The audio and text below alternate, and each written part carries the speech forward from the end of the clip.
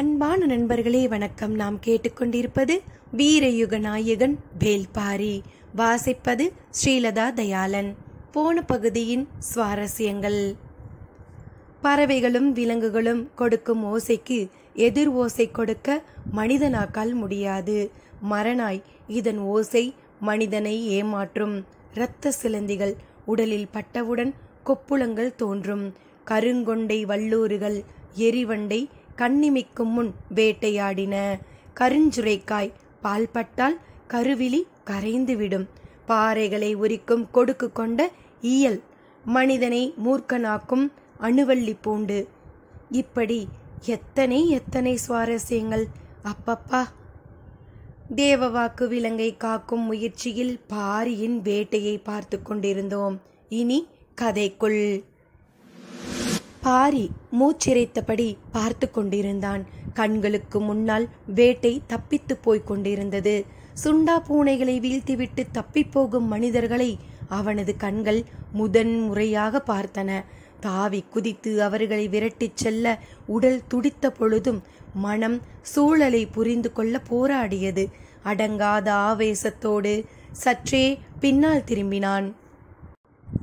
ஆதிமலையின் எழில்வாழ் முகட்டிற்கு நேரே சென்றி புகை மேலெழுந்து உச்சி வரை போய்கொண்டிருந்தது. பரம்பின் ஆசான் உதவி கேட்டு புகை போட்டிருக்கிறான் என்பது புரிந்தது. ஆசான் புகை போட்டு நீண்ட நேரம் ஆகியுள்ளது. எதிர்த்திசையில் ஓடிக்கொண்டிருந்ததால் பாரியின் கண்களுக்கு அது தெரியவில்லை. இப்பொழுதுதான் பார்த்தான். பாரி அவர்களை விரட்டத் தொடங்கிய உடனே சென்றி புகை போட்டு விட்டான் தேக்கன். ஆதிமலையின் 2வது 3வது குன்று பகுதிகளில் பெரும் பரப்பளவில் ஊர்களே கிடையாது. இரத்த சிலந்தி காடாதலால் மனிதர்களும் வேட்டைக்கோ மற்றவைகளுக்கோ இப்பக்கம் வரமாட்டார்கள்.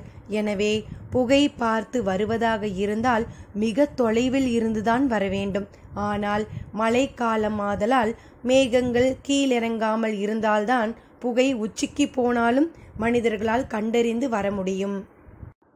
தேக்கன் புகை போட்டு பாதி நாள் கடந்து போகிறது. யாரும் வரவில்லை. கடுமையான தாக்குதலுக்கு உள்ளானதால் மாணவர்கள் கொடும் வேதனையில் இருந்தார்கள். பொழுது மறைய சிறிது நேரமே இருந்தது. அடுத்து என்ன செய்யலாம் என்பதனை புகை பார்த்து வருகிற ஆளை வைத்துதான் முடிவு செய்ய வேண்டும். 2-3 திட்டங்களோடு தேக்கன் காத்திருந்தான். மடுவன் தொலைவில் கை நீட்டி காண்பித்தான். யாரோ வருவது தெரிந்தது. தேக்கன் உற்று பார்த்தான். வந்து நின்றது வேட்டூர் பழையனும் 2 வீரர்களும். ஆதிமலையின் புலிவால் குகையில் தங்கியவன் காலை நேரங்களித்து புறப்பட்டிருக்கிறான். 2ஆம் குன்று தாண்டும் பொழுது பார்த்திருக்கிறான். இரத்த சிலந்தி காட்டு பகுதியில் இருந்து சென்றி புகை ஏற்பட்டுள்ளது. மிக தொலைவில் புகை எழுந்துள்ளது. ஆனால் இப்பகுதி காட்டுக்குள் வேறு யாரும் இருக்க போவதில்லை. எனவே உதவிக்கு நாம் தான் இங்கிருந்து போக வேண்டும் என்று நினைத்து வீரர்களோடு நாள் முழுவதும் நடந்து வந்து சேர்ந்தான். வேட்டூர் பழையனுக்கு நடந்ததை தேக்கன் விளக்கினான். தாக்குதலுக்கு உள்ளான மாணவர்கள் வலியாலும் கசப்பின் கொடுமை தாங்காமலும் துடித்து கிடந்தார்கள். கருவிழி உருகி வழிந்தவன் உருண்டு பெரும் பள்ளத்தில் வீழ்ந்ததில் மயக்க நிலை அடைந்தான். வேட்டூர் பழையனுக்கு பார்க்கும் காட்சி கேட்கும் கதை எதையும் நம்ப முடியாமல் இருந்தது. தேக்கன் விழுந்து உருண்டதில் இடுப்பின் பின்பகுதியில் பெரும் ஈக்கி குத்தி உள் சொருகி இருந்தது. ஈக்கியை எடுத்துவிடச் சொன்னான். பழையன் கவனமாக அதனை பிடித்து வெளியே இழுத்தான். ஆவென கத்திய தேக்கனின் குரல் துண்டிக்கப்பட்டதை போல பாதியில் ஒளியற்று நின்றது. அவனது கண்கள் எதிரில் பார்த்த காட்சியே அதற்கு காரணம். எதிரில் நடுமலையின் உச்சியில் சென்றி புகை மேலேறி கொண்டிருந்தது. தேக்கனின் கண்கள் அகலத் திறந்தபடி இருந்தன. மேலும் புகை பார்த்து வாய் மட்டும் முணுமுணுத்தது. அது பாரி. ஒரே நாளில் பரம்பின் ஆசானும் பரம்பின் தலைவனும் சென்றி புகை போடும் நாளும் வந்தது. அத்தியாயம் 43. முழு நிலவு கழிந்து 2 நாள்கள்தான் ஆகின்றன. நிலவின் ஒளியை கூடி நிற்கும் கருமேகங்கள் முழுமையாக மறைத்திருந்தன. கடும் இருட்டில் நடுவில் இங்கும் அங்குமாக மின்னல் வெட்டி சரிந்து கொண்டிருந்தது. தேக்கனும் வேட்டூர் பழையனும் உடன் வந்த வீரர்களோடு கீதானியையும் அளவனையும் மட்டும் அழைத்து கொண்டு நடுமலையில் இருந்த பாரியிடம் வந்தனர். கடுமையாக பாதிக்கப்பட்டிருந்த மாணவர்களுக்கு சில மருத்துவங்களை செய்து குகை ஒன்றில் தங்க சொல்லிவிட்டு வந்தனர். நடுமலையிலிருந்து சென்றி புகை மேலேறியதை பார்த்து காட்டுக்குள் இருந்த 4 ஏற்கனவே பாரியிடம் வந்திருந்தனர். அனைவரும் இப்போது ஒன்றிணைந்தனர். காயங்கள் அதிகமாக இருந்ததால் தேக்கனை பாரி எதிர்பார்க்கவில்லை. ஆனால் அவனோ வேட்டூர் பழையனையும் சேர்த்து அழைத்து வந்தது வியர்ப்பை ஏற்படுத்தியது. அடர் இருளுக்குள் மலை கொட்டி தீர்க்கப் போகிறது. இடியோசையும் வெட்டும் மின்னல் ஒளியும் காட்டை மிரட்டிக் கொண்டிருந்தன. ஏற்றுக்கொள்ள முடியாத உண்மைகள் கசப்பினும் கொடியவை. அவற்றை விழுங்கவோ கரைக்கவோ முடியாது. சில கனிகளை வேட்டூர் பழையன் கொடுத்த பிறகு மாணவர்களின் தொண்டை குழியில் இருந்த கசப்பு சற்றே மட்டுப்பட்டது. ஆனால் பெரியவர்களின் உடல் முழுவதும் அது ஏறியிருந்தது. ஓடிக்கொண்டிருக்கும் ஒவ்வொருவனும் விழுங்க முடியாத கசப்பை இந்த பெரியவர்களுக்கு வழங்கிவிட்டு போயிருக்கிறான். எனவே இப்போது பெரியவர்கள் பேச பேச அவர்களுக்குள் மாணவர்களுக்கு சுரந்ததைப் போல கசப்பு சுரந்து கொண்டிருந்தது. சகித்து கொள்ளவே முடியாத கசப்பு. தேவவாக்கு விலங்கை கண்ணெதிரே தூக்கி கொண்டு ஓடுவதை பற்றி பேசுவதை விட கொடுங்கசப்பு வேறில்லை. இந்த மலைத்தொடரின் அமைப்பை பற்றி அவர்களுக்கு எதுவும் தெரியவில்லை என்பது கொற்றவையின் கூத்துக்களத்திலிருந்து நடுமலை வரை அவர்கள் ஓடி வந்த வழித்தடத்தின் வழியே அறிய முடிகிறது. அதே நேரத்தில் எவ்வளவு கொடுங்காட்டுக்குள்ளேயும் நுழைந்து வெளியேறக்கூடிய ஆற்றல் கொண்டவர்கள் என்பதும் அவர்கள் வந்த வழித்தடத்திலிருந்து அறிய முடிகிறது என்றான் பாரி. யார் இவர்கள்? எத்தனை பேர் வந்துள்ளார்கள்? இந்த திசையை நோக்கி போனால் எந்த நாட்டை அடைவார்கள் என்று கேட்டான் வேட்டூர் பழையன். அவர்கள் ஓடிக்கொண்டிருக்கும் திசையை வைத்து அவர்களின் நாட்டை நம்மால் கண்டறிய முடியாது. அவர்கள் எளிமையானதும் சரியானதுமான திசை வழியை தேர்வு செய்து ஓடவில்லை. எந்த வழியில் ஓடினாலும் இலக்கை அடைய வேண்டும் என்ற உறுதியோடு ஓடுகின்றனர் என்று சொன்னான் பாரி. சற்றே இடைவெளி விட்டு சொன்னான், எந்த ஒரு வேந்தனின் கட்டளைக்காகவும் இவர்கள் இந்த பணியை செய்யவில்லை. அரசர்களின் போர் வீரர்கள் இவ்வளவு உறுதிப்பாட்டை ஒருபோதும் கொண்டிருக்க முடியாது. அதையும் தாண்டிய ஏதோ ஒரு காரணத்திற்காகத்தான் இந்த வேலையை இவர்கள் செய்து கொண்டிருக்கிறார்கள் என்றான். பாரியின் கணிப்பு மிக சரியானது என தேக்கனுக்கு தோன்றியது. அவர்கள் கண்களில் இருந்த ஆவேசம் எந்த கணத்திலும் குறையவில்லை. எல்லாவற்றையும் தகர்த்தெறியும் வலிமையும் உறுதியும் கொண்டவர்களாக அவர்களை உணர்ந்திருந்தான் தேக்கன். வேட்டூர் பழையனோ பேசப்படும் சொற்களின் வழியே அவர்களின் வேகத்தையும் திறனையும் மனதிற்குள் உருவகித்து கொண்டிருந்தான். இவ்வளவு பெரிய தாக்குதலை நடத்திவிட்டு எதிரிகள் ஓடிக்கொண்டிருக்கின்றனர். ஆனால் பாரியும் தேக்கனும் நிதானமாக பேசிக்கொண்டிருக்கின்றனரே என்று புதிதாய் வந்து சேர்ந்த வீரர்கள் பதறியபடி நின்றிருந்தனர். நடுமலைக்கும் கடைசி மலையான காரமலைக்கும் இடையில் 3ஆம் சரிவில் இருக்கும் காற்றாற்றின் நடுவில் அவர்களை தாக்கும் புதியதொரு தாக்குதல் முறையை வேட்டூர் பழையன் சொன்னான். அவர்கள் உடலின் வடிவத்தையும் வலிமையையும் சிந்தித்தால் தண்ணீர்தான் இயல்பிலேயே அவர்களை காட்டுக்குள் கொண்டு வர ஏதுவான இடம். அவர்களின் பலத்தையே பலவீனமாக மாற்றலாம் என்று வாதிட்டான். நீரின் வேகம் வலிமையாக இருந்தால் மட்டுமே அது உதவி செய்யும். இல்லையென்றால் மிக எளிதில் அந்த திட்டத்தை அவர்களால் முறியடித்துவிட முடியும் என்றான் தேக்கன்.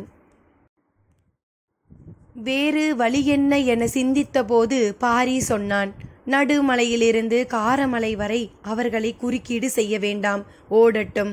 அவர்களுடன் வந்தவர்கள் இன்னும் எத்தனை பேர் என்பது நமக்கு தெரிய வேண்டும்.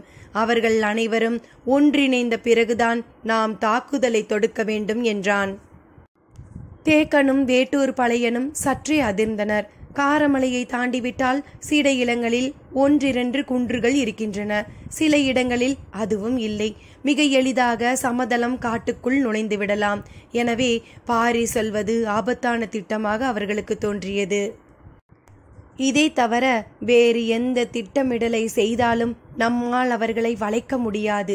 அடிப்படையில் அவர்கள் எத்தனை பேர் என்பது தெரியாமல், எந்த திசையை நோக்கி ஓடுகிறார்கள் என்பதும் தெரியாமல் காட்டுக்குள் அவர்களை நம் வீரர்கள் மறித்து தாக்குவது கடினம். நீங்கள் சொன்னபடி இரத்த சிலந்திகள் கீழ் இறங்குவதற்குள் புதரை விலகி அந்த இடத்தை கடந்துள்ளனர் என்றால் அது எளிதான செயல் அல்ல. அதைவிட அடற்கானகம் வேறு எதுவும் இல்லை. அதையே ஊடறுத்து வெளிவந்துள்ளனர். இனி அவர்கள் பச்சை மலை தொடரின் எந்த ஒரு காட்டையும் எளிதில் கடந்து விடுவார்கள். பாரி சொல்வது நம்ப முடியாத, ஆனால் நம்பியே ஆக வேண்டிய ஒன்றாக இருந்தது. இன்னும் சற்று நேரத்தில் மழை இறங்கப் போகிறது. மழை தொடங்கிவிட்டால் அவர்களால் இந்த குத்துக்கள் பள்ளத்தாக்கில் ஓரடி கூட எடுத்து வைக்க முடியாது. மண்ணின் சரிவும் இறங்கியோடும் தண்ணீரின் வேகமும் யாரையும் இழுத்து கொண்டு போய்விடும். எனவே இன்று இரவு முழுவதும் அவர்கள் ஏதேனும் ஓர் இடுக்கினில் தங்கித்தான் ஆக வேண்டும். மழை நின்ற பிறகு நாளை காலையில்தான் அவர்கள் இறங்கத் தொடங்குவார்கள். பகல் முழுவதும் இறங்கினால் மாலை நேரத்தில் அடிவாரத்தை அடையலாம். மண் நன்கு ஈரமாகிவிட்டால் நேரம் இன்னும் அதிகமாகும். அதன் பிறகு எவ்வளவு வேகமாக ஓடினாலும் காரமலையை அடைய அடுத்த நாள் உச்சி பொழுது கடந்துவிடும். ஆனால் நாம் இப்பொழுது இங்கிருந்து ஓடை சரிவின் வழியே நடக்கத் தொடங்கினால் எவ்வளவு மழை பெய்தாலும் ஒரு பாதிப்பும் ஏற்படாது. நாளை மாலைக்குள் காரமலையின் உச்சியை அடைந்து விடலாம். ஒரு முழு இரவு நம் கையில் இருக்கிறது. அங்கிருந்து தாக்கும் திட்டத்தை நிறைவேற்ற வேண்டும் என்றான் பாரி. நீண்ட நேரம் அமைதியாகவே இருந்த தேக்கன் இப்போதும் அப்படியே இருந்தான். ஆனால் இவ்வளவு நேரம் உரையாடி கொண்டிருந்த வேட்டூர் பழையனோ மறுமொழி ஏதும் கூறாமல் அமைதியானான். பாரி பழையனை உற்று பார்த்து கொண்டிருந்தான். சிறிது நேரத்திற்கு பிறகு பழையன் சொன்னான், எல்லாம் எதிர் திசையில் நடந்து கொண்டிருக்கின்றன. பழையன் சொல்ல வருவது புரியவில்லை. பாரியின் முகமறிந்து பழையன் விளக்கினான். மேற்கு திசை காடுகளில் பரம்பை நோக்கி படைகளை நகர்த்த பாதை அமைத்து கொண்டிருந்தான் சேரன். நாமும் மிக தீவிரமாக அதை கண்காணித்து கொண்டிருந்தோம். ஆனால் நேரெதிராக கிழக்கு திசையிலிருந்து பரம்புக்குள் நுழைந்து கொற்றவையின் கூத்துக்களம் வரை இவர்கள் வந்துள்ளனர். நமது கவனத்தை திருப்பி அதற்கு நேர் எதிர் திசையிலிருந்து உள் நுழைந்துள்ளனர். அதே போன்ற சூழ்ச்சிதான் ஓடிக்கொண்டிருக்கும் இந்த செயலின் பின்னணியிலும் இருக்கும் என நினைக்கிறேன் என்றான் பழையன். எவரும் மறுபேதும் சொல்லாமல் அவன் சொல்வதை மட்டும் கவனித்தனர். தேவவாக்கு விலங்கை வைத்து என்ன செய்ய முடியும்? அதற்காக ஏன் உயிரை கொடுத்து இவர்கள் ஓடிக்கொண்டிருக்கின்றனர்? பழையனின் வினாவை தொடர்ந்து அமைதியே நீடித்தது. பழையன் சொன்னான், அவர்களின் தேவை அந்த விலங்கு அல்ல. அதை கவர்ந்து நம்மை இழுக்க பார்க்கின்றனர். அந்த விலங்குக்காக பரம்பு மலை விட்டு சமதளத்தில் இறங்கப் போகும் மனிதனே அவர்களின் இலக்கு என்று சொல்லி நிறுத்தி கொண்டான் பழையன். அவன் யாரை சொல்ல வருகிறான் என்பது புரிந்தது. இவ்வளவு தொலைவு மலையில் ஓடியவர்களை விட காரமலையில் மறைந்திருப்பவர்கள்தான் எண்ணிக்கையில் அதிகமாக இருப்பர். நாமும் ஆயத்தமாக அவர்களை அங்கு எதிர்கொள்ளும் போது நம் கையருகிலிருந்து நழுவி அவர்கள் மலையை விட்டு இறங்கப் போகிறார்கள். பரம்பின் தேவவாக்கு விலங்கு நழுவி போவதை அனுமதிக்க முடியாத நாம் தாக்குதலின் தொடர்ச்சியாக நம்மை அறியாமலேயே மலையை விட்டு நழுவி சமதள காட்டுக்குள் நுழைய போகிறோம். அங்கே நம்மை சூழ அவர்கள் காத்திருப்பார்கள் என்றான் பழையன். அவர் சொல்வதை சட்டென மறுத்துவிடும் நிலை இல்லை. உடன் நின்றிருந்த வீரன் சற்றே தயக்கத்தோடு கேட்டான், ஆனால் பரம்பை இவ்வளவு குறைவாக மதிப்பிட்டு இவ்வளவு துல்லியமாக திட்டமிடலை செய்யும் அளவுக்கு யாருக்கு துணிவிருக்கும்? யாருக்கு துணிவிருக்கும் என்பது நமக்கு தெரியாமல் இருக்கலாம். ஆனால் யாருக்கோ துணிவிருந்திருக்கிறது என்பதைத்தான் இப்போது நாம் பார்த்து கொண்டிருக்கிறோம். உங்களின் கருத்து என்ன? நடுமலைக்கும் காரமலைக்கும் இடையிலே அவர்களை அழித்தால்தான் உண்டு. எக்காரணம் கொண்டும் காரமலையின் மீது ஏற அவர்களை அனுமதிக்க கூடாது என்று பாரி உறுதியாகச் சொன்னான். தொடர்ந்து, அதற்கு வாய்ப்பில்லை. நாம் நின்று திட்டமிட முடியாது. ஓடிக்கொண்டேதான் திட்டமிட முடியும். இருவரின் ஓட்ட வேகத்தில் இருக்கும் இடைவெளிதான் நமக்கு கிடைக்கும் நேரம். நாம் அவர்களை தாக்க ஆயத்தமாவதற்கான குறைந்தளவு நேரம் இந்த குறிப்பிட்ட தொலைவை ஓடிக்கடக்க அவர்களை அனுமதிப்பதன் வழியாகவே கிடைக்கும். அவர்கள் நம்மிலும் வேகமாக ஓடக்கூடியவர்கள். ஆனால் தவறான வழியில் ஓடிக்கொண்டிருக்கிறார்கள். நாம் சரியான வழியில் ஓடுவதால் அவர்களின் வேகத்தை எளிதாக கடந்து முன்னிலையை அடைய முடியும். சரி, நாம் காரமலையை விரைவில் அடைந்துவிட்டால் அவர்கள் வந்து சேர்வதற்குள் நம்மால் எவ்வளவு வீரர்களை திரட்டிவிட முடியும் என கேட்டான் பழையன். போரிட புதிதாக வீரர்கள் தேவையில்லை, இங்கு இருப்பவர்களே போதும் என்றான் பாரி. அவனது சொல் தேக்கனையும் பழையனையும் பேரதிர்ச்சிக்கு உள்ளாக்கியது. பதற்றத்தில் பாரி நிதானம் தவறுகிறானோ என தோன்றியது. தோன்றிய மறுகணமே இல்லை, பாரி உதிக்கும் சொற்கள் பறம்பை போல நிலை கொண்டவை, ஒரு போதும் உதிராது. எந்த சூழலிலும் பாரி நிதானம் இழப்பவன் அல்லன் என்றும் தோன்றியது. ஆனால் இப்போது ஏற்பட்டுள்ளது புதிய சூழல். இதை வழக்கமான ஒன்றை போல மதிப்பிடவும் முடியாது என்றும் தோன்றியது. இருவருக்கும் குழப்பமே மிஞ்சியது. பாரி குழப்பமற்று இருந்தான். அது அவர்கள் இருவரையும் மேலும் குழப்பத்திற்கு உள்ளாக்கியது. பாரி தொடர்ந்தான். எனக்கு வீரர்கள் தேவையில்லை. காட்டுக்குள் எதிரிகளின் நகர்வை உணர்த்தும் அடையாளக்காரர்கள்தான் தேவை என்றவன் மேலும் சொன்னான். அவர்களை வழக்கமான தாக்குதல் முறைகளால் ஒன்றும் செய்துவிட முடியாது. அவர்களை அழித்து தேவவாக்கு விலங்கை காப்பாற்ற வேறு வழிமுறையைத்தான் பின்பற்ற வேண்டும். அதை பற்றி நான் சிந்தித்து விட்டேன் என்றான்.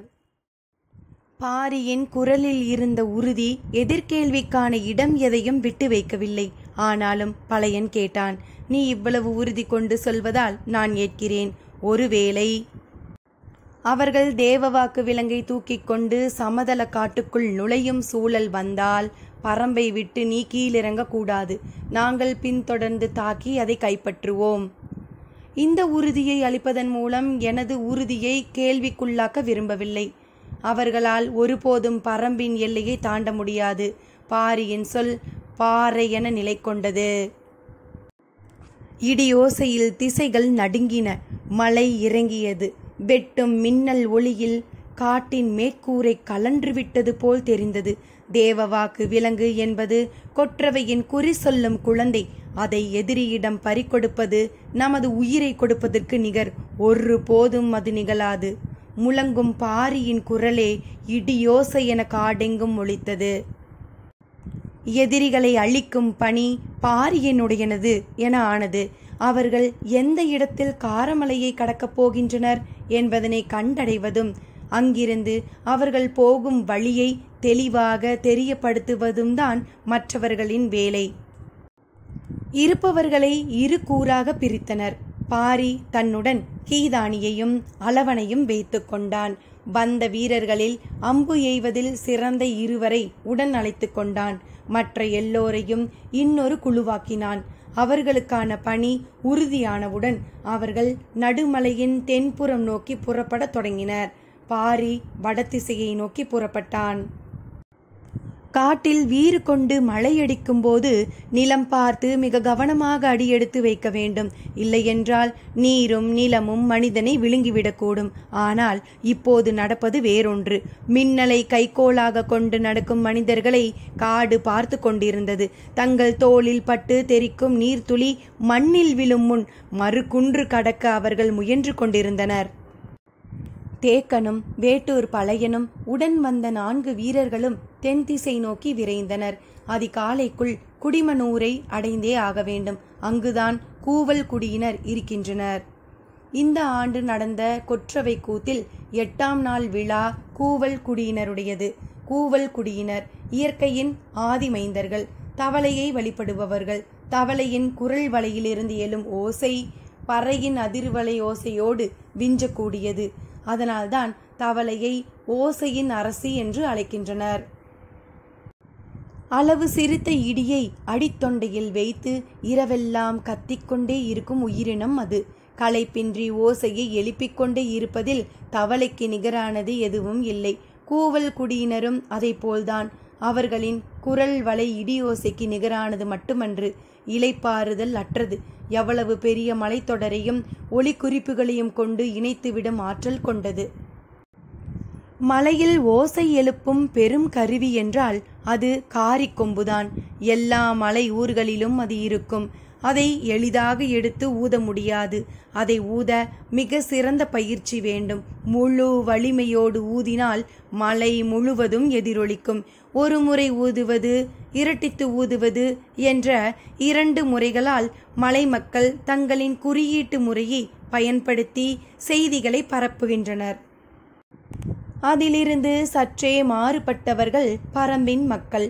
அவர்கள் காரிக்கொம்பை சிறப்பாக பயன்படுத்துவர். ஆனால் அதை நிலை கொண்ட ஊர் இருக்கும் இடத்தில்தான் பொதுவாக பயன்படுத்த முடிகிறது. காட்டுக்குள் உள்ள ஒரு மனிதன் உதவி தேவைப்பட்டால் என்ன செய்ய முடியும் என சிந்தித்து சென்றிக் கொடியை கண்டறிந்தனர். காரிக்கொம்பை தூக்கி ஊத பயிற்சி தேவை. அப்போதுதான் அது தொலைவுக்கும் கேட்கும். ஆனால் சென்றிக் கொடியால் புகை போடுதல் மிக எளிது. சிறுவர் கூட தனக்கு உதவி தேவை என்று காட்டின் இன்னொரு மூலையில் இருப்பவருக்கு தெரிவித்துவிட முடியும். அவ்வளவு எளியது மட்டுமன்று, சிறந்ததும் கூட. அதிலும் பிரச்சனை இல்லாமல் இல்லை. புகையை பகலில் மட்டுமே பயன்படுத்த முடியும். அதுவும் மழைக்காலத்தில் மேகங்கள் திரண்டுவிட்டால் மறைக்கப்பட்டுவிடும். மேலதாள ஓசைகள், காரிக்கொம்பு, சென்றி புகை என உதவி கேட்கும் வழிமுறைகள் பல இருந்தாலும் ஒவ்வொன்றிலும் நிறை குறைகள் இருக்கின்றன. ஆனால் இந்த கருவிகள் எவையும் கூவல் குடியை சேர்ந்த ஒரு தனி மனிதனுக்கு இணையாகாது. அவர்கள் இடியை விழுங்கி இரவெல்லாம் கக்கிக் கொண்டிருப்பவர்கள். பழுத்த கனியை பாறையில் எரிந்து தெறிக்க வைப்பதைப் போல ஓசையை காற்றுடன் மோதவிட்டு தெறிக்கவிடக்கூடியவர்கள். தம் அடிநாக்கை மடித்து எழுப்பும் ஒளியால் காட்டுக்கே ஒளிவேலி கட்டுகிறவர்கள். அவர்களின் இருப்பிடமான குடிமனூரை நோக்கியே தென்புறம் சென்று கொண்டிருக்கிறது தேக்கனின் தலைமையிலான குழு. கொட்டும் மலையில் மிக மெதுவாகவே நடந்தான் பாரி. அவனுக்கு நிறையவே நேரம் இருந்தது. கீதானியும் அளவனும் கடந்த 2 நாட்களாக ஓடிய ஓட்டத்தை அவன் அறிவான். அது மட்டுமல்ல, எதிரிகளின் தாக்குதலாலும் கடுமையான காயங்கள் ஏற்பட்டுள்ளன. தொண்டை கசப்புக்கு வேட்டூர் பழையன் மாற்று கொடுத்துள்ளான். அதனால்தான் இப்போது அவர்களால் சற்றே இயல்பாக இருக்க முடிகிறது. இல்லையென்றால் இந்நேரம் அவர்கள் குரல் நாளங்களை தெரிய ஆயத்தமாக இருப்பார்கள். பாரி இருவரையும் அரவணைத்து அழைத்துச் சென்றான். மற்ற வீரர்கள் இருவரும் ஆவேசத்தோடு முன்னால் ஓடிக்கொண்டிருந்தனர். காட்டோடையில் பெருகும் நீர் பார்த்து இரவெல்லாம் நடந்தனர். இடியும் மின்னலும் பாறை எங்கும் விழுந்து சரிந்து கொண்டிருந்தன. மலையோசை கேட்டு விலங்குகள் பம்மி கிடந்தன. நீரின் விதவிதமான ஒலிகளால் காடு நிறைந்து கிடந்தது. ஒலிக்கீற்று மெல்ல பரவத் தொடங்கிய போது நாய்வாய் ஊற்றுக்கு வந்து சேர்ந்தனர். மழை சற்று முன்னர்தான் நின்றது. உடல் மேல் பொழிந்து கிடந்த நீர் உதிர்த்து பறவைகள் சிறகசைக்கத் தொடங்கின. காரமலையின் அடிவாரம் செல்ல இன்னும் சிறிது தொலைவே இருந்தது. கிழக்கு திசை வெளிச்சம் காரமலையின் மேலிருந்து வழியத் தொடங்கியது. பாரியின் கண்களுக்கு தூரகன்ற உடைமரம் ஒன்று கண்ணில் பட்டது. அதை பார்த்ததும் நின்று விட்டான். உடன் வந்தவர்களும் நின்றனர். அந்த மரத்தில் என்ன இருக்கிறது என்று மற்றவர்கள் உற்று பார்த்து கொண்டிருந்தனர். பாரி வீரர்கள் இருவரையும் பார்த்து சொன்னான், உடைமுட்களை கை நிறைய ஒடித்து வாருங்கள். வீரர்கள் இருவரும் முள்ளொடிக்க போனார்கள். அளவனையும் கீதானியையும் அருகில் இருக்கும் பாறையின் மீது உட்காரச் சொன்னான். இருவரும் உட்கார்ந்தனர். முள் ஒடித்து என்ன செய்ய போகிறான் பாரி என்ற எண்ணம் வீரர்கள் இருவருக்கும் இருந்ததைப் போலவே இவர்களுக்கும் இருந்தது. வீரர்கள் மிக கவனமாக ஒவ்வொரு முள்ளாக ஒடிக்க தொடங்கினர். பாரி அளவனை கூர்ந்து பார்த்து கொண்டிருந்தான். அளவனின் கவனம் உடைமரத்தில் இருந்ததால் அவன் பாரியை கவனிக்கவில்லை. கீதானி காலால் மெல்ல தட்டிய பிறகுதான் கவனித்தான். சிறுத்து கிடக்கும் உடைமர புதருக்குள் கொம்பேரி மூக்கன் கிடக்குமே, உன்னால் பிடித்துவிட முடியுமா என்று கேட்டான் பாரி. முடியும் என்றான் அளவன். பிடித்து வா பார்ப்போம் என்றான் பாரி. அளவன் கீதானியை துணைக்கு அழைத்து கொண்டான். களி ஒன்றை எடுத்துக்கொண்டு புதரின் ஒரு பக்கத்தை அசைக்க சொல்லி மறுபக்கத்தில் நின்று கவனித்தான். கொம்பேரி மூக்கன் கொப்புகளை விட்டு மறு கொப்புக்கு மிக வேகமாக பயணிக்க கூடியது. பிடிப்பது எளிதல்ல, பார்த்த கணத்தில் கடந்து செல்லும் வல்லமை கொண்டது. கீதானி ஒவ்வொரு புதராக போய் அசைத்தான். அளவனின் கண்கள் கூர்மையாக தேடின. முள்ளொடிக்கும் வீரர்களுக்கும் பாம்பு பிடிக்கும் மாணவர்களுக்கும் இந்த பணியை செய்ய சொன்னதன் காரணம் விளங்கவில்லை. எதிரிகளின் வலிமையை பற்றி நேற்றிரவு பேசிய பேச்சுக்கும் இப்போது செய்து கொண்டிருக்கும் செயலுக்கும் என்ன தொடர்பு இருக்கிறது? ஒற்றை கையால் தேக்கனை அடித்து தூக்கும் அந்த வீரர்களை இந்த சிறு முள்ளையும் பாம்பையும் கொண்டு தாக்கி வீழ்த்திவிட முடியுமா? சிந்திக்க சிந்திக்க குழப்பமே மிஞ்சியது. இவற்றை வைத்து பாரி என்ன செய்ய போகிறான் என்பது புரிந்து கொள்ளவே முடியாததாக இருந்தது. பாறையில் உட்கார்ந்திருந்த பாரி சொன்னான், முள் ஒடிக்கும் முன் மூர்க்கனை பிடித்து வாழவா? முள்ளொடிக்கும் வீரர்களுக்கு அப்போதுதான் தோன்றியது, சிறுவன் பாம்பை உடனே பிடித்துவிட்டால் நாம் பின்தங்கி விடுவோமே என்று. மாணவர்களுக்கு தோன்றியதோ அவர்கள் எளிதில் முள் ஒடித்து விடுவார்கள், அதற்குள் நாம் மூர்க்கனை பிடித்தாக வேண்டும் என்று. இருவரும் இப்போதுதான் கவனம் கொள்ள தொடங்கினர். வேக வேகமாக வேலை நடந்து கொண்டிருந்தது. வீரர்கள் சடசடவென ஒடிக்க நினைத்தனர். கவனமாக இல்லை என்றால் அது விரல்களை குத்தி கிழித்து கொண்டே இருக்கும். அதுவும் இரவு முழுவதும் நனைந்ததால் அவர்களின் விரல்கள் ஊறி போய் இருந்தன. நகங்களின் முனையை வைத்தே ஒடித்து கொண்டிருந்தனர். இருவரும் கை நிறைய ஒடித்து வந்து பாறையில் கொட்டினர். சற்றே சாய்ந்து உட்கார்ந்த பாரி விரல்களால் கிளறி மிக நீளமாக இருக்கும் முள்ளையும் நீளமற்று இருக்கும் முட்களையும் ஒதுக்கிவிட்டு நடுத்தரமான அளவு கொண்ட முள்களை மட்டும் தனியே பிரித்தெடுத்தான். பாரி இதை ஏன் செய்கிறான் என்று புரியாமல் வீரர்கள் இருவரும் முழித்து கொண்டிருந்த போது அளவனிடமிருந்து குரல் கேட்டது. கொம்பேரி மூக்கன் கிடைக்கவில்லை, கொடிமூக்கன் தான் கிடைத்துள்ளான். போதுமா, இல்லை இன்னும் தேடவா? கொண்டு வா, அதன் அளவை பார்ப்போம் என்றான் பாரி. புதர் விலக்கி அவர்கள் வெளிவந்த போது அதன் நீளத்தை பார்த்து வீரர்கள் இருவரும் விக்கித்து போனார்கள். அளவன் அதன் கழுத்தை பிடித்திருந்தான். கீதானி அதன் நடுப்பகுதியை பிடித்திருந்தான். கை முழுவதும் சுற்றி கொண்டிருந்த அதன் நீளம் பார்க்கவே அச்சமூட்டுவதாக இருந்தது. கொம்பேரி மூக்கன் கிடைக்கவில்லையே என சிந்தித்த பாரி பிடிப்பட்ட கொடிமூக்கனை கொண்டு வர சொன்னதற்கு காரணம் அதன் நீளத்தை அறியத்தான். அவன் எதிர்பார்த்ததை விட வயது முதிர்ந்ததாக அது இருந்தது. இது போதும் வா என்றான் பாரி. இருவரும் பாறை நோக்கி வந்தனர். தனக்கான ஆயுதத்தை பாரி தயார் செய்ய தொடங்கிய போது காரமலையின் மேல் விளிம்பிலிருந்து எட்டி பார்த்தான் கதிரவன். அத்தியாயம் 44.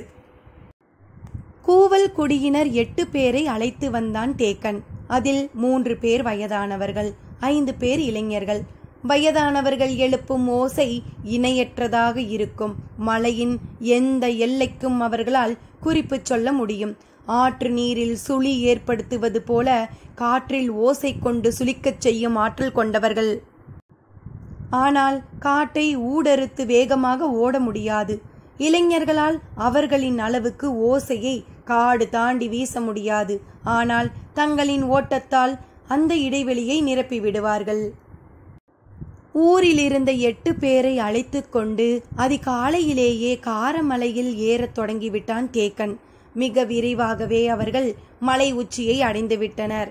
காரமலையின் ஒவ்வொரு முகட்டுக்கும் ஒவ்வொருவராக பிரித்து அனுப்பப்பட்டனர். பொழுதடைவதற்குள் அவர்கள் தங்களின் இருப்பிடங்களில் நிலை கொண்டனர். ஒரு திசையிலிருந்து மறு திசைக்கு கண்ணுக்கெட்டிய தொலைவு வரை காரமலை இப்பொழுது ஒளிக்கண்ணிகளால் பின்னப்பட்டு விட்டது. இந்த எல்லைக்குள் எதிரிகள் எவ்விடத்தில் மலையை கடந்தாலும் கண்டறிந்து ஒளி எழுப்பி குறிப்பு கொடுக்க அவர்கள் ஆயத்தமாக இருந்தனர். மலை முகட்டுக்கு வந்ததும் வேட்டூர் பழையன் புறப்பட தயாரானான். எதிரிகளை வீழ்த்த பாரி என்ன உத்தியை வகுத்திருக்கிறான் என்பதனை சொல்லவில்லை. ஆனாலும் மலையடிவாரத்தில் முழு தயாரிப்போடு இருக்க வேண்டியது கட்டாயம் என்று தோன்றியது. இங்கிருந்து காரிக்கொம்பை ஊதினாலே கீழே வேட்டுவன் பாறையில் இருக்கும் நீலன் வீரர்களோடு ஆயத்தமாகி விடுவான். ஆனால் அந்த ஓசை எதிரிகளையும் விழிப்படைய செய்துவிடும். எனவே நான் நேரில் போகிறேன் என்று சொல்லி புறப்பட்டான் வேட்டூர் பழையன்.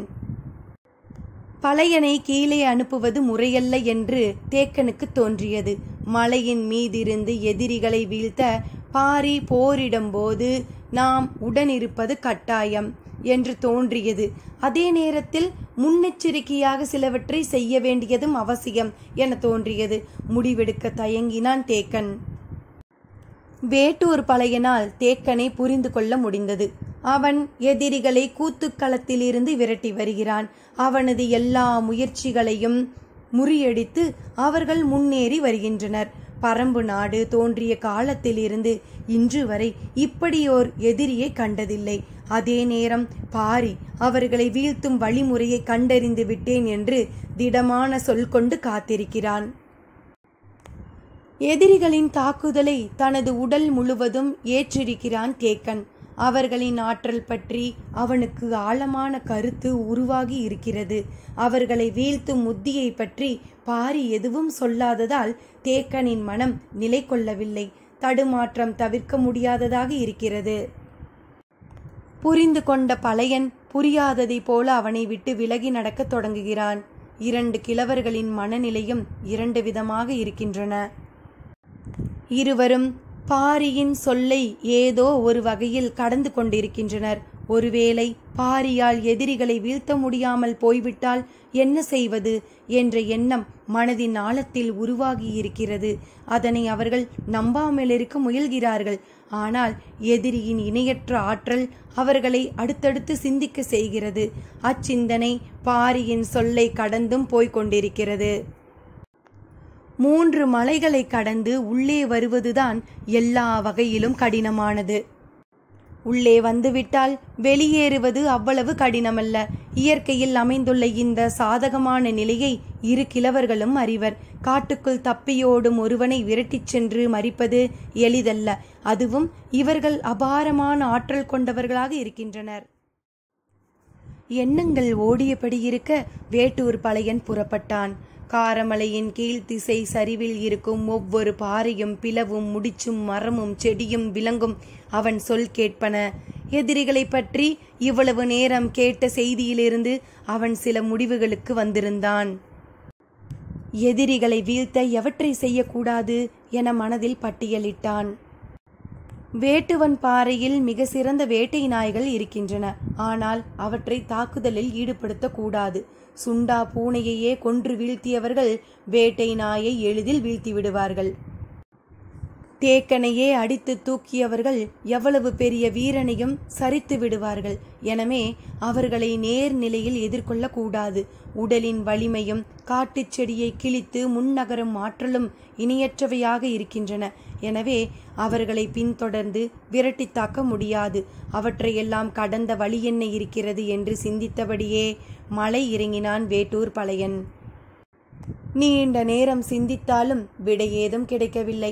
ஆனால் பாரி எதனை யோசித்து அவ்வளவு தெளிவாக சொன்னான்? இவற்றை கடந்த தாக்குதல் முறை பற்றி பாரி சிந்தித்திருப்பான். அது என்னவாக இருக்கும்? வினாவிற்கான விடை ஏதும் கிடைக்காமலே கால்கள் நடந்து கொண்டிருந்தன. வெகு தொலைவு இறங்கிய பின் வேறொரு எண்ணம் தோன்றியது. இவ்வழிகள் அல்லாத வேறு வழி பற்றிய திட்டம் இல்லாமல் நாம் கீழே போய் என்ன செய்ய போகிறோம்? மாற்று வழியை கண்டுபிடித்திருக்கும் பாரியுடன் இணைந்து தாக்குதல் தொடுப்பதுதானே இப்போதைய தேவை. மனம் நிலை கொள்ள மறுத்தது. இதே குழப்பம் தேக்கனுக்கும் இருக்கிறது. ஆனால் பாரி மட்டும் எப்படி குழப்பம் சிறிதுமின்றி தெளிவான முடிவெடுத்தான் என்று நினைத்த கணம் நடையை நிறுத்தி மீண்டும் காரமலை ஏறிவிடலாமா என்று தோன்றியது. வேட்டூர் பழையன் நிலை தடுமாறினான். ஆனாலும் சட்டென தெளிந்தான். வீழ்த்த முடியாத மனிதர் யார் இருக்கிறார்? காக்கா விருச்சியையே வீழ்த்த முடிந்த பாரியால் மனிதனை வீழ்த்த முடியாதா?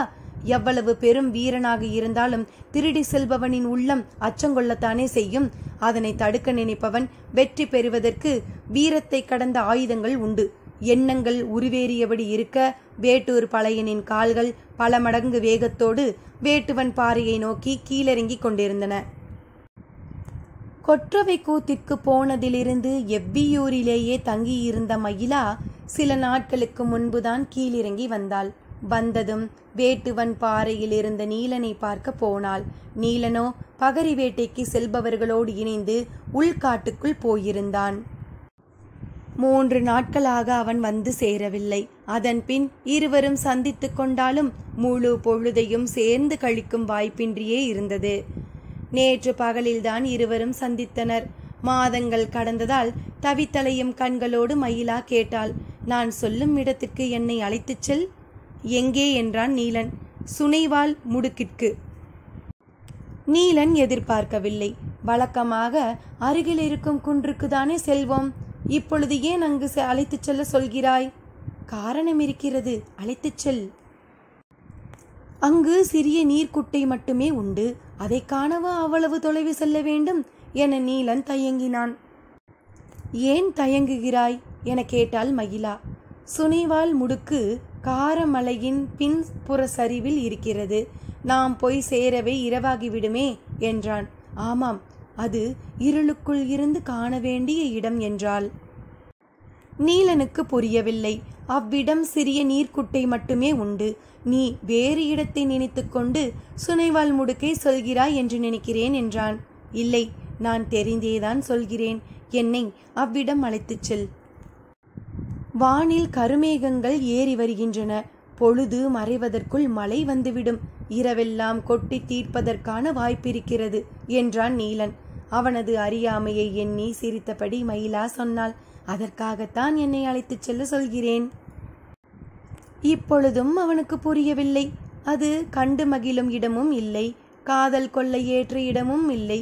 அங்கு ஏன் அழைத்துச் செல்ல சொல்லி இவ்வளவு வலியுறுத்துகிறாள் என சிந்தித்தபடியே அவ்விடம் நோக்கி நடக்கத் தொடங்கினான் நீலன்.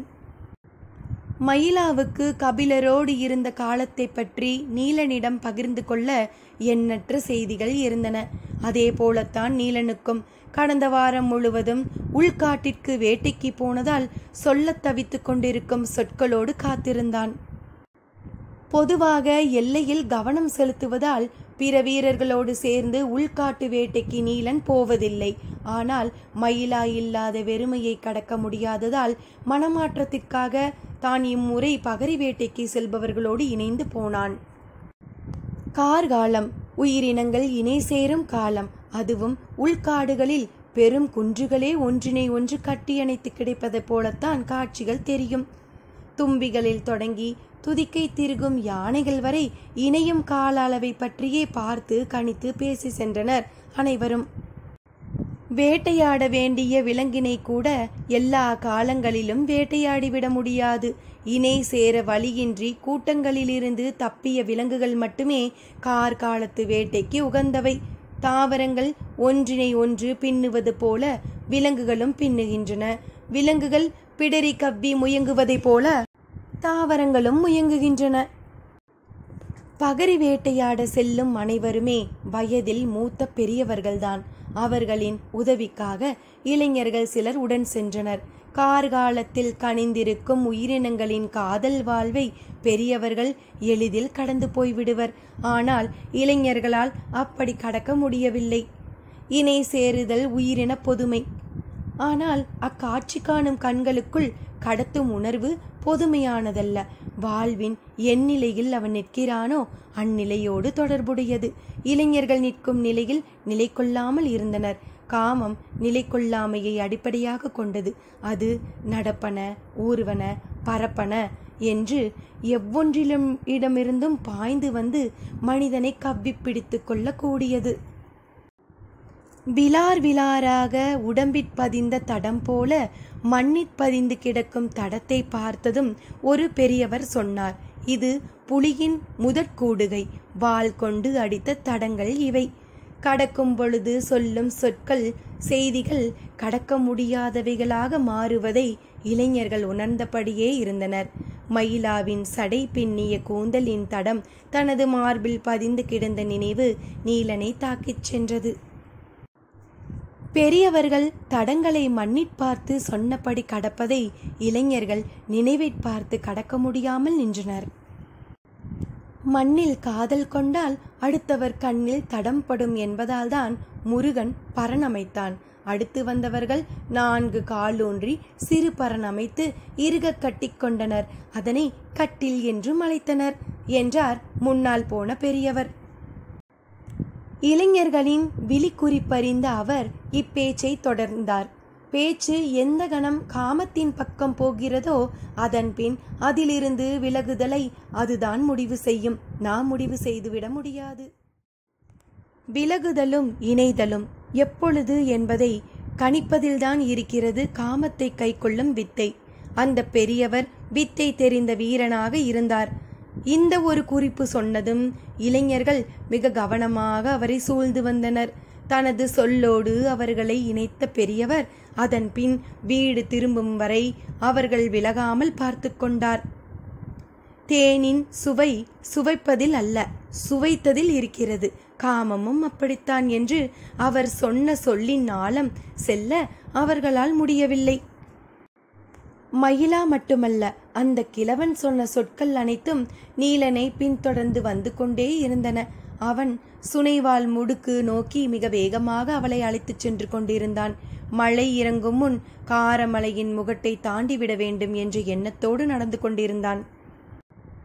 சற்று தொலைவில் சமதளமான இடம் ஒன்றில் மண் பிறண்டு கிடந்தது. இவ்வளவு அகலமான மண் பிறண்டு கிடக்கிறதே என்று சற்று அருகில் சென்றான். உள்ளுக்குள் இருந்து பிறண்ட மண் எங்கும் சிதறி கிடந்தது. அதன் நடுவில் பெரும் பள்ளம் உருவாகி இருந்தது. இவ்விடத்தை நின்று பார்த்தான் நீலன். அருகில் வந்த மயிலா, இங்கு என்ன நடந்துள்ளது என கேட்டாள். உற்று பார்த்து கொண்டிருந்த நீலன் சொன்னான், தங்களின் கூட்டத்திலிருந்து பிரிந்துவிட்ட காட்டெருமைகள் தனித்து அலைகின்றன. அவ்வகை காட்டெருமைகள் மிக ஆபத்தானவை. அவ்வாறு தனித்தலையும் 2 காட்டெருமைகள் எதிர்பட்டால் ஒன்றினை ஒன்று தாக்கத் துவங்கும். மிக கொடூரமான அத்தாக்குதல் நிகழும். மரணம் வரை இரண்டும் தாக்குவதை நிறுத்தாது. 3 அல்லது 4 நாட்களும் கூட அத்தாக்குதல் நீடிக்கும். இறுதியில் அவற்றில் ஒன்று மடிந்து வீழ்ந்த பின்தான் அம்மோதல் முடிவுக்கு வரும் என்று சொன்னவன் மேலும் சொன்னான், இவ்விடத்தில் குறைந்தது 3 நாட்கள் 2 காட்டெருமைகள் சண்டையிட்டுள்ளன. இல்லையென்றால் இவ்வளவு பெரும் பரப்பில் மண் பள்ளமாகி இருக்காது என்றான். தோற்றது என்ன ஆகியிருக்கும் என்று மயிலா கேட்டாள்.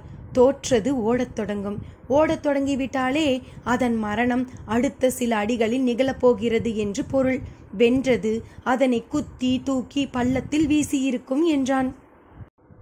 பள்ளத்தை வியர்ந்து பார்த்து கொண்டிருந்த மயிலாவை சரி, வேகமாக செல்ல வேண்டும் என்று அழைத்தபடி விரைந்தான் நீலன். காரமலை உச்சியை தாண்டும் முன் மலை இறங்கத் தொடங்கியது. அங்குள்ள பாறை இடுக்குகளிலும் குகைகளிலும் அண்டியபடி மலை பார்த்து நகர்ந்தனர். நள்ளிரவில் பெருமழை கொட்டி தீர்க்கும் பொழுது அவர்கள் சுனைவால் முடுக்கு வந்துவிட்டனர். சுனையோரம் இருக்கும் பாறை மறைப்பில் பதுங்கினர். எதிரில் இருந்த சிறிய குளம் கொட்டும் மலையில் நிரம்பி வழிந்து கொண்டிருந்தது. இவ்விடம் வர ஏன் மயிலா விருப்பப்பட்டாள் என்று நீலன் சிந்தித்து கொண்டே இருந்தான். மழை நின்றது. பாறைகளின் மேலிருந்து பாய்ந்து கடக்கும் நீரோட்டத்தின் வேகம் மட்டுப்பட தொடங்கியது. சுனைக்கு முன் பெருகி தேங்கியிருந்த நீர் முழுவதும் சிறிது நேரத்தில் வழிந்தோடியது. தேங்கிய நீர் எப்பொழுது வடியும் என்று காத்திருந்த மயிலாவின் கண்கள் இங்கும் அங்குமாக அலைமோதிக் கொண்டிருந்தன. நீர் முழுமையும் வழிந்தோடிய பின் அவள் காண வந்த காட்சியை கண்டாள். மனம் மகிழ்வில் மலர்ந்தது. பாறையில் சாய்ந்தபடி குகையை பார்த்து உட்கார்ந்திருந்த நீலனின் தோள் தொட்டு திருப்பினாள். எதை பார்க்க சொல்கிறாள் என குழம்பியபடியே அவன் திரும்பிய கணம் அப்படியே சிலிர்த்து அடங்கினான். அப்படி அவள் பார்த்த காட்சி என்ன, எதிரிகள் என்ன ஆனார்கள் என்பதனை தெரிந்து கொள்ள காத்திருப்போமா? நன்றி நண்பர்களே.